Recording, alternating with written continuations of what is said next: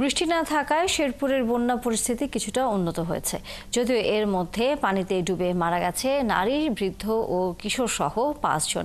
পানিবন্দী রয়েছে বহু মানুষ। পানিবন্দীদের উদ্ধারে কাজ করছে সেনাবাহিনী, বিজিবি সদস্যরা। এদিকে বন্যার পানি কমার সাথে সাথে কোনো কোনো এলাকায় দেখা দিয়েছে ভাঙন। শাকিল মুরাদের তথ্য ছবিতে বিস্তারিত।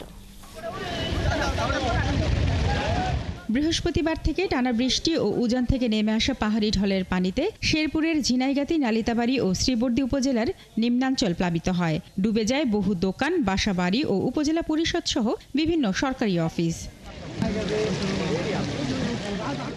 জেলার প্রায় 37,000 হেক্টর জমির আমন ধান ও প্রায় 1,000 হেক্টর জমির সবজি পানিতে ডুবে গেছে। তাই সরকারি সহযোগিতার দাবি জানান দুর্গত মানুষ। কামলা নিয়ে ক্ষেত নিরাইলাম, এই ক্ষেত আজকে লাল পানি ক্ষেত ডুবে গেল গা। 1300 বস্তা সার 9 কাঠা জমি আমার খাই গেল গা। তো এটা কিছু করার নাই। এমন পানি আইছে সব ফসল খাওয়া গেছে গা, কারো কোনো ফসল এই দেশে বাকি নাই যে খাওয়াটা না গেছে। শনিবার দুপুর থেকে বৃষ্টি না থাকার কারণে ঝিনাইগাতি উপজেলাতে পানি নামতে শুরু করেছে। এ সময় নিম্নাঞ্চলের নতুন নতুন গ্রাম প্লাবিত হয় এবং নালিতাবাড়িতে ভয়াবহ রূপ নেয়। গরু খের আছে, এখন তো দিবার পাইতাছি না। ওই গরু খের আমাদের ওই বন্যার পানি মিটি কাগজ দিয়ে ঘর বানাইয়া রয়েছি। কালকে রাত 8টা থেকে এই পর্যন্ত আমাদের কোনো কিছু না খাওয়ার মতন, কোনো রান্না বাড়ার কোনো প্রস্তুতি নাই, সবার বাড়ি বাড়ি পানি।